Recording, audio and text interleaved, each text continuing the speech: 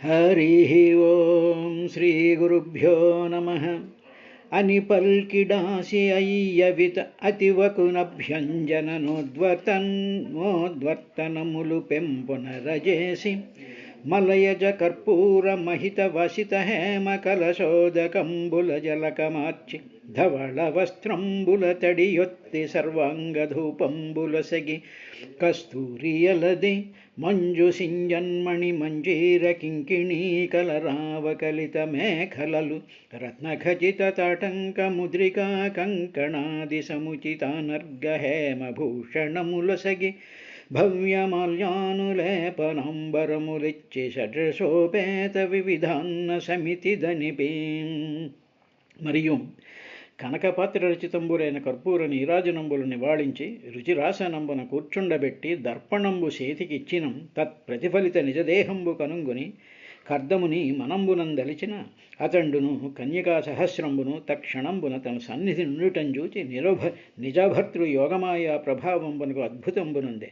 అంత కర్దముండు కృతస్నాతయైన దేవభూతి కనుంగొని వివాహంబునకు ముందట ఏ చందమ్మున దనరుచుండే ఆ చందమ్మున చెన్నొందుచుండుటకు ఆనందభరితుండై భార్యాసహితంబుగా తత్కన్యా సహస్రంబు కొలువ నిజ విమానారూఢుండై తారాగణ పరివృత రోహిణీయుక్తుండగు సుధాకరుండనంబోర నొప్పుచుండు తదనంతరంబా అని పోతన గారు ఇంతవరకు జరిగినటువంటి కథలో కొంత భాగాన్ని ఆ విధంగా ఆయన అనువాదం చేశారు. ఇప్పుడు మైత్రేయ మహర్షి విదురుడికి తర్వాత ఏం జరిగింది అనేటువంటి విషయాన్ని ఆయన చెప్తూ శృణ్యోరధ్యస్తయా కాంచ్యా కాంచన్యా బహురత్నయా హారేణ చ మహార్హేణ రుచకేన చ భూషితం. ఆవిడ నడుమి చుట్టూ కూడా మణులతోనూ రత్నాలతో కూడుకున్నటువంటి మొలనూలు కట్టుకుందయ్యా. కట్టుకున్న తరువాత ఆవిడ యొక్క ముఖాన్ని వాళ్ళు ఆ కన్యలు ఇచ్చినటువంటి అద్దంలో ఆవిడ చూసుకుంటే అందమైనటువంటి పలువరుసలతోనూ తీర్చిదిద్దినటువంటి కనుబొమ్మలతోనూ తరువాత మధురమైనటువంటి ప్రేమతో నిండినటువంటి కడగంటి చూపుతోనూ ఆవిడ తన చూపులో ఇంత మార్పు వచ్చిందా, ఇంత అందం వచ్చిందా అని ఆవిడ ఆశ్చర్యపోతూ ఉండేటువంటి సందర్భంలో అంతవరకు ఆవిడికి చేసినటువంటి అలంకారాల్లో ఉండేటువంటి గొప్పతనం, తాను వాటిని ధరించడం వల్ల తనలో కలిగినటువంటి ఆ తేజస్సు, ఆ మార్పు, దానికి సంబంధించినటువంటి విశేషాలను చూసుకుంటూ ఉంది. కానీ ఒకటి మాత్రం మర్చిపోయింది అని విదురుడికి మైత్రేయుడు ఈ విధంగా చెప్తున్నాడు. యదా సస్మార ఋషభం ఋషీణాం దైతిం పతిం తత్ర చాస్తే సహస్రీభిర్యత్రాస్తే స ప్రజాపతి. యదా ఎప్పుడైతే ఋషీణాం మహర్షులలో ఋషభం శ్రేష్ఠుడైనటువంటి తరువాత దయతిం ప్రియుడైనటువంటి పతిం భర్తను స్మరించింది. అయ్యో, ఎంతవరకు నేను ఈ అలంకరణలు వీటిల్నే చూసుకుంటూ చాలా ఆనందంగా ఉంటూ ఆ చుట్టుపక్కల ఉండేటువంటి కన్యలతో నేను సల్లాపాలు జరుపుతూ నేను అద్దంలో చూసుకుంటూ మురిసిపోతూ ఉన్నాను అనేటువంటి ఆ భ్రాంతిలో కొంత పడిన తరువాత దయితిం పతిం సస్మార. దయితం అంటే పతిం, ఆ భర్త, దయితం ప్రియుడు కాబట్టి భర్తలో ప్రియుడిని కూడా చూసుకోగలిగినటువంటి ఆ సంస్కారం ఆవిడకి అబ్బింది కాబట్టి తరువాత తనకి ప్రియత్వాన్ని కలిగింపజేసేటువంటి ఋషభం ఋషీణాం, ఋషులలో ఋషీణాం చాలా శ్రేష్టమైనటువంటి వాడు సస్మార. అప్పుడు ఎప్పుడైతే తాను నా భర్త, నా ప్రియుడు అని చెప్పి తలుచుకున్న వెంటనే అక్కడ ఆయన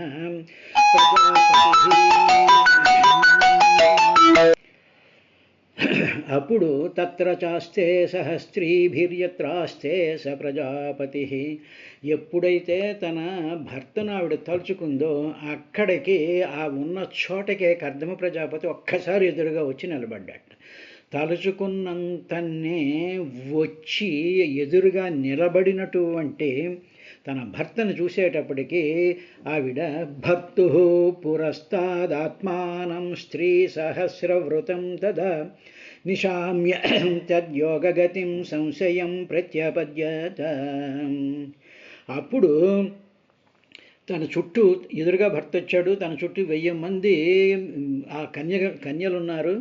ఆ కన్యల మధ్యలో తను వచ్చినటువంటి ఈ భర్తని సడన్గా చూసేటప్పటికీ ఆవిడ, ఏమిటి నా భర్తకి ఎంత మహత్తరమైనటువంటి యోగశక్తి ఉందన్నమాట. ఆయన ఆశ్రమంలో ఉన్నాడు, ఈవిడేమో ఆ బిందు సరస్సులో మునిగింది. అక్కడ భవనంలో ఇన్ని ఏర్పాట్లు జరుగుతూ ఉన్నాయి. అక్కడ కొంత స్పేస్ అండ్ టైం గ్యాప్ వచ్చింది.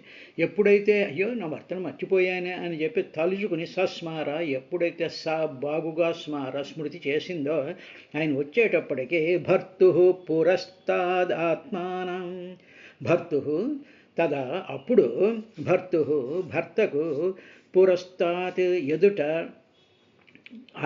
ఆయన వచ్చి ఎదురుగా నిలబడేటప్పటికి ఆయన ఎదురుగా స్త్రీ సహస్రకృతం 1000 మంది స్త్రీలతో కూడి ఉన్నటువంటి ఆత్మానం తనను తత్ యోగగతిం, తానేమో 1000 మంది కన్యలతోనూ కూడుకుని ఉంది. ఇంతలో ఒక్కసారి భర్త అని తలుచుకోగానే ఆయన ఎదురుగా వచ్చి నిలబడ్డాడు. ఎప్పుడైతే నిలబడ్డాడో ఈవిడ ఒక్కసారి అయిపోయి యోగగతిం, ఆయన యొక్క ఆ యోగ శక్తిని నిశమ్య చూచి సంశయం విస్మయాన్ని ప్రతిపద్యత పొందింది. ఏమిటి, ఎంత అద్భుతమైనటువంటి మహత్తరమైనటువంటి శక్తి కలిగినాడు వాడన్నమాట నా భర్త అని చెప్పి ఆవిడ చాలా ఆ యోగశక్తికి చాలా విస్మయం పొందిందయ్యా అన్నాడండి. అంటే ఏమిటన్నమాట, తలుచుకున్న మాత్రంలోనే with the speed of light రాగలిగినటువంటి, అంటే తేజస్వరూపంతో ఉండేటువంటి జ్ఞానులు వాళ్ళ ఆకారాలు ధరించి ఎక్కడికి పడితే అక్కడికి రాగలిగినటువంటి శక్తి వాళ్ళకు ఉంటూ ఉంటుంది. ఇదే విధంగా ఒకసారి రమణాశ్రమంలో భగవాన్ ఉన్నప్పుడు అందరూ చూస్తూనే ఉండేటప్పటికీ ఒక్కసారి ఆయన నాసిక్ వెళ్ళిపోయాట. ఆ శరీరం అంతా విడిపోయి అక్కడికి వచ్చేటప్పటికి అక్కడ గుడి అవన్నీ చూసేసి మళ్ళీ వచ్చిన తర్వాత అప్పుడు అక్కడ ఉండేటువంటి వాళ్ళతో అంటారు, నాసిక్ గుడి ఇలా ఉంటుందా అలా ఉంటుందా అని అడిగారు. అనేటప్పటికీ అప్పుడు వాళ్ళందరూ ఆశ్చర్యపోయారు, ఏమిటి ఈయన ఇక్కడే ఉన్నాడు అక్కడికి ఎలా వెళ్ళాడు అంటే, అప్పుడు ఏమో ఒక్కొక్కసారి ఆ శక్తి అలాగా అనుకున్న చోటికి వెళ్ళిపోతూ ఉంటుంది అని ఆయన వాళ్ళకి ఈ యోగమాయా శక్తిలో ఉండేటువంటి ఆ మహత్తత్వాన్ని ఆయన చూచాయిగా అక్కడ ఉండేటువంటి భక్తులకు వివరించారు. కాబట్టి అటువంటి స్థితిని చూసి సంశయం ప్రత్యపద్యత, సంశయం అంటే విస్మయము అని అర్థం కూడా ఉంది. తర్వాత సతాం కృతమల స్నానం విభ్రాజంతీం అపూర్వవత్ ఆత్మనో బిభ్రతీం రూపం సంవీత రుచిరస్తనీం విద్యాధరీ సహస్రేణ సేవ్యమానాం సువాససం జతభావో విమానం తదారోహయదమిత్రహం. తర్వాత ఏం జరిగింది, ఆయన ఎదురుగా వచ్చి నిలబడ్డాడుగా, కన్యలందరూ ఉన్నారుగా. ఈ కన్యలందరూ ఎవరంటే విద్యాధరీ సహస్రేణ సేవ్యమానాం, ఈ కన్యలు విద్యాధర కన్యలు అని చెప్పి ఎప్పుడు మైత్రేయ మహర్షుడు విదురుడు చెప్పాడు. ఆ 1000 మంది కన్యలు ఎవరంటే విద్యాధర కన్యలు, వాళ్ళు సేవ్యమానం, వాళ్ళు సేవిస్తూ ఉన్నారయ్యా అని చెప్పిన తరువాత ఆ విదురుణ్ణి మైత్రేయ మహర్షి అమిత్రహన్, అమిత్రము అంటే మిత్రుడు కానివాడు అమిత్రుడు అంటే ఏమిటి, మనకి మిత్రులు కాని వాళ్ళు ఎవరు అంటే మనం ఊరికనే బయట వాళ్ళు మన మిత్రులు కాదు మన వాళ్ళు కాదు అనుకుంటూ ఉంటాం. కానీ మనలోనే మనకి మిత్రులు కానటువంటి కామక్రోధ లోభమోహ మదమత్సర్యాలు అనేటువంటి ద్వేషం పగ కక్ష ఇటువంటివన్నీ ఉంటాయి చూసారా, వీటిలన్నీ అమిత్రహన్ అంటే సంహరించడం. అటువంటి మిత్రులు కానటువంటి వాటిని సంహరించినటువంటి ఓ విదురా అని చెప్పి మైత్రేయ మహర్షి అంత శ్రద్ధగా వింటూ ఉండేటువంటి ఆ విదురుణ్ణి ఆయన సంబోధించాడు. చేసి తర్వాత ఆయన చెప్పడం ప్రారంభం, కృతమల స్నానానం, తర్వాత ఆవిడ శుభ్రంగా ఆ మురికంతా పోయేటట్టు స్నానం చేసేసినటువంటి, ఆల్రెడీ స్నానం అది చేసేసింది ఆవిడ. ఆ చేసేసినటువంటి ఆవిడ అపూర్వవత్, పూర్వం ఇట్టి శోభ లేదా అన్నట్లుగా విభ్రాజతీం ప్రకాశించుతూ ఉన్నది. ఎప్పుడైతే ఆవిడ ఆ స్నానం చేసేసిన వెంటనే తన సహజ రూపంలోనే ఉన్నదే అయినను, అంటే ఏమిటి, తాను స్నానం చేసేసిన తర్వాత తన సహజమైనటువంటి రూపం వచ్చింది. ఆ రూపం వచ్చేటప్పటికీ ఈ రూపం అంతకు ముందు లేదా అని ఇప్పుడు ఇంత స్వచ్ఛంగా ఇది ప్రకాశిస్తోంది అని ఆశ్చర్యపోయిందిట. అంటే ఉదాహరణకి మామూలుగా మనం మామూలు జిడుమోహం వేసుకుని ఇలా ఉన్నాం అనుకోండి, ఉండేటప్పుడు అంతకు ముందు రోజున ఎప్పుడో కొంచెం బాగా అలంకరించుకుని హాయిగా మంచి అందంగా తయారై టిప్టాప్గా తయారై ఉన్నప్పుడు, ఇప్పుడు మర్నాడు మళ్ళీ మనం అద్దంలో చూసుకున్నట్లయితే ఆ జిడ్డు మొహమును, ఆ నీరసం మొహమును, ఈ ఏది లేని మొహం చూసేటప్పటికి ఇంతకు పూర్వం ఎంత బాగుండేది, ఇప్పుడు ఇలా ఉన్నానేమిటి అని అనుకుంటాను చూసారా. అలాగా ఆవిడ తన సహజ రూపంలో ఉన్నదే ఆవిడ, కానీ ఇది వరకు ఇలా లేనా అని అన్నట్లుగా స్వచ్ఛంగా ప్రకాశిస్తూ ఉన్నదిట ఆమె. తరువాత ఆత్మన తన రూపమును బిభ్రతీం కలిగినటువంటిది. అప్పుడు ఏం చేసిందంటే ఆవిడ సంవేత రుచిరస్థనీం, తన బయట కొంగుతో మొత్తం ఆ గుండెలను కూడా కప్పుకుని విద్యాధరి సహస్రేణ, ఆ విద్యాధరులు సహస్రములు కూడుకున్నటువంటి విద్యాధరుల సేవించబడుతూ ఉండేటువంటి ఆ స్థితిలో ఆమె సువాససంసు అంటే మంచిదైనటువంటి వాసం అంటే వస్త్రం, మంచి చీరని కట్టుకుని ఆవిడ ఎదురుగా వచ్చినటువంటి ఆ కర్దమ ప్రజాపతి దగ్గర చూసేటప్పటికి ఆ దేవహూతిని జాతభావ ఈయన చూశాడు. అంత ఇదేమిటి, పూర్వం ఇటువంటి శరీరంలో కాకుండా పూర్వం ఇలా లేదే, ఇప్పుడు చాలా అందంగా ఉందే అనేటువంటి భావంతో ఉండేటువంటి ఆ దేవహూతిని చూడగానే ఆయనకి ఏం జరిగింది అంటే, ఆయనకి జాతభవ, వెంటనే ఆయన మనసులో ప్రేమ పొంగిపోయి పొర్లిపోయింది ఆయనలోకి. అంటే ఆవిడ యొక్క అందాన్ని చూసేటప్పటికి ఆయనలో మహత్తరమైనటువంటి ఉత్సాహం, తర్వాత ప్రేమ కలిగిన తర్వాత అప్పుడు ఆయన ఏం చేశాడు అంటే, రా అని చెప్పి తత్ ఆ విమానం ఆరోహయత్, వెంటనే చేయబట్టుకుని కర్దమ ప్రజాపతి ఆ బిందు సరస్సులో ఉండేటువంటి భవనంలో నుంచి బయటికి తీసుకొచ్చి తాను సృష్టించి ఆల్రెడీ పెట్టినటువంటి విమానం పైన ఉందిగా, ఆ విమానంలోకి ఆయన ఎక్కించాడు. ఇది ఇందులో ఉండేటువంటి రహస్యం. ఇక్కడ ఒకటి ఏంటి అంటే, అపూర్వవత్ పూర్వం లేనటువంటి అని అర్థం. విభ్రాజంతీం అపూర్వవతం పూర్వం మనం ఇప్పుడు దీంట్లో ఉండేటువంటి ఆధ్యాత్మిక రహస్యం ఏమిటి అంటే, మన శరీరం నా శరీరమే నేను అనుకుంటాను, నా ఆత్మ, నా మనసు, నా హృదయం, నా గందరగోళాలు, నా అభిప్రాయాలు నావి అనుకుంటూ ఉండేటువంటిది ఒక దేహంతో ఉంటుంది. అది స్థూల సూక్ష్మ కారణ దేహాలతో ఆ శరీరం ఉంటుంది. ఎప్పుడైతే బిందు సరస్సులో ములిగామో, ఎప్పుడైతే సరస్వతీ తీర్థంలో అంటే భగవద్జ్ఞాన స్వరూపమైనటువంటి స్థితిల్లోకి మనం మారినప్పుడు, అప్పుడు మన స్థూల సూక్ష్మ కారణ దేహాలు అద్భుతంగా మారిపోయేటప్పటికీ అప్పుడు మనకేమనిపిస్తుందంటే, ఇలాగ మారినటువంటి దేహాన్ని చూసినప్పుడు పూర్వం ఇలా లేమే అనిపిస్తుంది. అంటే ఏమిటి, పూర్వం ఏ భావంతో ఉన్నాం, దేహాత్మ భావంతో ఉన్నాం. తర్వాత సంసార బంధాలతో కూడుకున్నటువంటి సమస్తమైనటువంటి జగత్తుతో లావాదేవీలు పెట్టుకుంటూ మెరిసిపోతూ ఆనందంతో ఉండేటువంటి దేహం వేరు. ఎప్పుడైతే దీంట్లో ఉన్నామో అపూర్వవత్, పూర్వం ఎంత పూర్వము అంటే ఏమిటి, అన్నిటికన్నా ముందు ఏముంది అంటే, అన్నిటికన్నా ముందు తేజోవంతుడైనటువంటి జీవస్వరూపం, జీవుడు ఉంటాడు, ఆత్మస్వరూపమైనటువంటి జీవుడు ఉంటాడు. అది పూర్వవత్, అది పూర్వం నుంచి ఉంది. అది మర్చిపోయి ఈ అలంకరణలతో కూడుకున్నటువంటి దేహాన్ని చూసి అప్పుడు ఆశ్చర్యపోతూ ఉంటాం. పూర్వం ఎంత అద్భుతమైనటువంటి సౌందర్యంతో వెలిగిపోతున్నాను నేను, కానీ ఇప్పుడు చూసేటప్పటికీ ఈ గందరగోళాల్లో పడిపోయినటువంటిగా ఉంది అనేటువంటి భావం మనకి, అధ్యాత్మ భావం మనలో బలపడినప్పుడు వస్తుంది. అది ఎప్పుడు ఈవిడికి వచ్చింది అంటే, ఎదురుగా దయిత భర్తయే ప్రియుడు, పరాయి వాళ్ళు ఎవరు ప్రియుడు కాకూడదు, భర్త మాత్రమే ప్రియుడై ఉండాలి అని అప్పుడు ఆయన ఆవిడ్ని విమానం ఎక్కించాడయ్యా అని చెప్పి ఆయన తర్వాత ఎక్కడికి వెళ్ళారు, ఏం చేశారు అనేటువంటి విషయాన్ని చెప్తూ తస్మిన్నలుప్త మహిమా ప్రియయానురక్తో విద్యాధరీభిరుపచీర్ణవపుర్విమానే బభ్రాజ ఉత్కచ కుముద్గణవానపీచ్య తారాభిరవృతైవోడుపతిర్నభస్తః.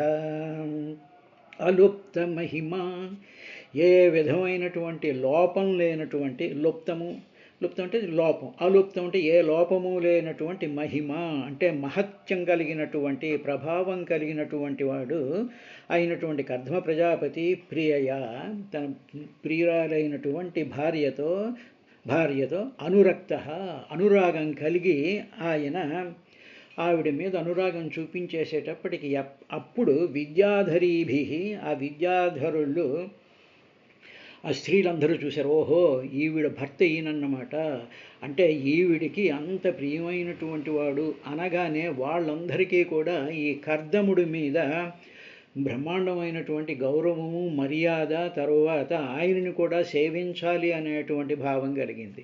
అంటే భార్య కానీ భర్తను ప్రేమించి భర్త యొక్క గొప్పతనాన్ని గ్రహించి ఆ గొప్పతనాన్ని చెప్పినప్పుడు చుట్టూ ఉండేటువంటి వాళ్ళు కూడా భర్తను గౌరవిస్తారు. అంతే తప్ప మా భర్త చవటండి, కాలిగోరికి పనిచేయడండి, మా భర్త ఆయన కాలిగోరికి పనిచేయడండి అంటే మిగతా వాళ్ళు కూడా తన భర్తని చాలా లోకుగా చూస్తూ ఉంటారు. కాబట్టి అందువల్ల ఆ విధమైనటువంటి స్థితి లేకుండా ఉన్నటువంటి కర్దమ ప్రజాపతిని చూసి ఉపచీర్ణ వపుహు, వెంటనే విద్యాధర స్త్రీలందరూ కూడా ఆయనకి దండలు వేసి కాళ్ళు కడిగి ఆయనకి కావలసినటువంటి ఉపచారాలన్నీ కూడా చేశారు. చేసిన తర్వాత తస్మిన్, ఆ విమానమునందు ఉత్కటకుముద్గణాన్, అప్పుడు ఉత్కట అంటే బాగా వికసించినటువంటి కలువలు సమూహాలు, అంటే బాగా వికసించినటువంటి కలువల సమూహాలతోనూ, తరువాత ఆపీచ్య అతి సుందరంగా ఉండేటువంటి తారాభి, నక్షత్రాలతో ఆవృత, చుట్టబడి ఉన్నటువంటి నభస్థ, ఆకాశంలో ఉండేటువంటి ఉడుపతి ఇవ, చంద్రుడిలాగా ఈ కర్దమ ప్రజాపతి భభ్రాజే ప్రకాశించాడు. అంటే ఒక చెరువు ఉందనుకోండి, ఒక కాసారం, మానసరోవరం, దాంట్లో కలువలన్నీ ఉంటాయి. ఆ కలువల మధ్యలో చంద్రుడి యొక్క ప్రతిబింబం పడుతూ ఉంటే ఏ విధంగా అయితే ఉంటుందో అదేవిధంగా నక్షత్రాలతో వెలిగిపోతూ ఉండేటువంటి నభస్థలం ఆకాశంలో చంద్రుడు ఒక్కసారి పూర్ణచంద్రుడు ప్రకాశిస్తూ ఉండేటప్పుడు వచ్చేటువంటి ఆ చంద్రబింబం ఎలా అయితే ఉంటుందో అలాగా విద్యాధర స్త్రీల మధ్యన భార్య సమేతుడైనటువంటి ఈ కర్దమ ప్రజాపతి బభ్రాజే ప్రకాశిస్తూ ఉన్నాడయ్యా అన్నారు. అంటే ఇక్కడ ఏమిటి, ఉడురాజు అంటే ఇక్కడ చంద్రుడు అని మామూలుగా అర్థం. తరువాత వికసించినటువంటి కలువలు అంటాం. వికసించినటువంటి కలువలు అంటే మామూలుగా యోగపరంగా అర్థం చెప్పాలి అంటే అధ్యాత్మ ధ్యానం కలిగినటువంటి మహానుభావులకి షట్చక్రాలు, ఆ కలువలు, ఆ 6 కలువలు కూడా ఒక్కసారి విప్పారి వికసించిపోయినట్లయితే అప్పుడు సహస్రారంలో ఉండేటువంటి చంద్రస్వరూపమైనటువంటి పూర్ణ కళాస్వరూపమైనటువంటి ఆ చంద్రుడు అంటే సహస్రార పద్మం వికసించినట్టుగా యోగస్వరూపంగా ఆయన అక్కడ కనిపించాడు. కాబట్టి అటువంటి కర్దమ ప్రజాపతిని విద్యాధర స్త్రీలందరూ కూడా ఆయన్ని సేవిస్తున్నారు. ఇక్కడ వాళ్ళ కన్యలు ఎవరంటే విద్యాధర, విద్యలు అంటే మంత్రములు, మంత్రములు ధరించినటువంటివి ఏమిటి అంటే మంత్రాలలో ఉండేటువంటి శక్తిని, మంత్రాలలో ఉండేటువంటి ప్రభావాన్ని, మంత్రాలలో ఉండేటువంటి తేజస్సుని, భావాన్ని ధరించినటువంటి ఆ శబ్ద స్వరూపం అంతా కూడా విద్యాధర కన్యలు. అవి నిత్య యవ్వనం. అవి నిత్య యవ్వనులు, ఎప్పుడు యవ్వనంగానే ఉంటాయి. మంత్రాలకి ఏమీ మార్పు అనేటువంటిది ఉండదుగా. కాబట్టి ఆ యోగస్వరూపుడైనటువంటి కర్దమ ప్రజాపతి తన ప్రియురాలైనటువంటి భార్యతో సహా ఆయన షోడశ కళాప్రపూర్ణగా వికసించినటువంటి షోడశీ స్వరూపంగా ఆయన వెలుగుతూ కనిపించాడయ్యా అన్నాడు. అన్న తరువాత ఏం జరిగింది అని విదురుడు అడిగేటప్పటికీ ఆయన 39వ శ్లోకంలో ఈ విధంగా చెప్పారు. తేనాష్టలోక अपविहारकुलाचलेन्द्रद्रोणीष्वनङ्गसुखमारुतसौभगांसु सिद्धैर्नुतोद्युधुनिपात शिवस्वनासुरे मे चिरं धनदवల్లलनावरोधीः. తరువాత సిద్ధై సిద్ధుల చేత నుత స్తుతించబడుతూ ఉండేటువంటి కర్దముడు లలనావరుధి ఆ లలనలు అంటే ఆ ఉండేటువంటి 1000 మంది విద్యాధర కన్యుల యొక్క సమూహం మధ్యలో ఆయన ఉంటూ తేన ఆ విమానంలో అనంగ సఖ మరుత సౌభగామ. అనంగుడు అంటే మన్మధుడు, మన్మధుడికి సఖుడైనటువంటి వాడు వాయుదేవుడు. ఆ వాయుదేవుడు చేత చాలా సుందరమైనటువంటి అంటే ఆ చల్లనైనటువంటి గాలి వీస్తూ ఉంటే ఆ గాలిలో ద్యుధునిపాత శివస్వనాసు అప్పుడు ఆ సుగంధమైనటువంటి వాసనలన్నీ కూడా అవన్నీ వస్తూ ఉండేటువంటి సందర్భంలో ఆయన ఏం చేశాడు అంటే ద్యుధిని పాత శివస్వనాసు గంగానది పైనుండి పడుతూ ఉండేటప్పుడు టప్ టప్ టప్ టప్ అని వస్తూ ఉంటే ఆ గంగానది చేసినటువంటి మంగళకరమైనటువంటి ధ్వని వస్తూ ఉంటుంది. ఆ గంగ పైనుంచి ఆకాశంలోంచి గంగ పడుతూ ఉన్నప్పుడు ఆ భూమండలం మీద ఆకాశంలోంచి వస్తూ ఉండేటప్పుడు ద్యుధినిపాత శివస్వనాసు శివ మంగళకరమైనటువంటి గంగానది యొక్క ధ్వనుల చేత ధ్వని కలిగినటువంటివి ఎక్కడున్నాయి? ధ్వని కలిగినటువంటివి అంటే అష్టలోకప విహారకుల అచల ఇంద్రదోణిషు. అష్టలోక అష్ట అంటే 8 లోకాలు, 8 దిక్కులకు కూడా పరిపాలకులైనటువంటి వాళ్ళు విహరించేటువంటి కుల అచలం అంటే ఏమిటంటే కులా పర్వతం అంటారు. ఆ పర్వతం ఏమిటి అంటే అచల ఇంద్రధోణిషు అంటే గొప్పదైనటువంటి మేరు పర్వతము యొక్క అక్కడ ఈయన ఏం చేశాడు? బిలములందు చిరం ధనదవత్ రేమే అటువంటి మేరు పర్వత గుహలలో ఈయన తన భార్యతో కూడి రమించాడయ్యా అని చెప్పి విదురుడుకి మైత్రేయ మహర్షి వాళ్ళు ఆ విమానంలో బయలుదేరి వెళ్ళారు అనేటువంటి విషయాన్ని ఆయన చెప్పాడు. రేపటి కార్యక్రమంలో అలా వెళ్ళిన వాళ్ళు ఎక్కడెక్కడికి వెళ్ళారు, ఏమిటేమిటి చూశారు, ఎంతకాలం వాళ్ళు చేశారు అనేటువంటి విశేషాన్ని రేపటి కార్యక్రమంలో చూద్దాం. హరి ఓం. చాపల్యసీమ చపలానుభవైకసీమ చాతుర్యసీమ చతురానన శిల్పసీమ సౌరభ్యసీమ సకలాద్భుతకేళిసీమ సౌభాగ్యసీమ తదిదం వ్రజభాగ్యసీమ. మాధుర్యేణ ద్విగుణశిశిరం వక్త్రచంద్రం వహంతి వంశీ విధి నిగళదమృత స్రోతసాసేచయంతి మద్వాణీనాం విహరణపదం మత్తసౌభాగ్యభాజాం మత్పుణ్యానాం పరిణతిరహో నేత్రయో సన్నిధత్తే. తిరిగి తేనుగు లావణ్యాంబుధిచంద్ర బింబముఖ లీలం దాల్చి వంశీనినాదావిర్భూత సుధా ప్రవాహముననోలాడం ప్రవర్తిల్లునా దైవాకారము నా వచో విహరణస్థానంబునా పుణ్యసద్భావం భార ప్రసన్నమయ్యను యశోదాపుత్రరూపంబునన్. తేజసేస్తు నమోధనుపాలినే లోకపాలినే రాధాపయోధరోత్సంగశాయినే శేషశాయినే పయని భక్తి మృక్యద అపార కృపార సధేను సౌఖ్య సంధాయికి లోకరక్షణ విధాయికి భాసుర రధికా కుచస్థాయికి పన్నగాధిప విశాల ఫణామణి సౌధ వీధికాశాయికి గోపికా నయన సారస సార ఫలప్రదాయికిన్.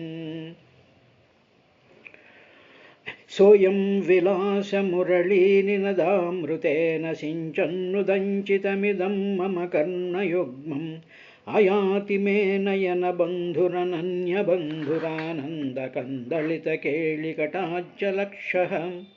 దీనికి తెనుగు: మాలిమి చేసి గోపికల మానము కాచిన వాడు వీడే కాబోలును, నేడు వెణురవముంచె వినింపుచు నాదు కంటికిన్మేలరం ప్రమోదరస నిర్భర కేళి కటాక్షలక్షుడై బాలుడనన్య బంధుడెడబాయక ఇట్లయింపవచ్చగా. మృదుక్వణన్నూపురమందరేణ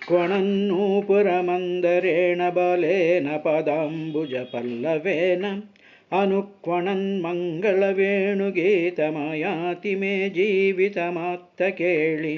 తెనుగు: చల్లని వెణుగీతి కనుసారిగ తాళగతుల్ చలంగ గల్లు గల్లు రటంచు నందియలు గజ్జలు నొక్కట పిక్కటిల్లగా పల్లవ కోమలంఘ్రములన బాలకుడాడుచు పాడుచుండనా వేల్లిత వృత్తి వచ్చె కను విందుగా జీవము వచ్చు కైవడిన్.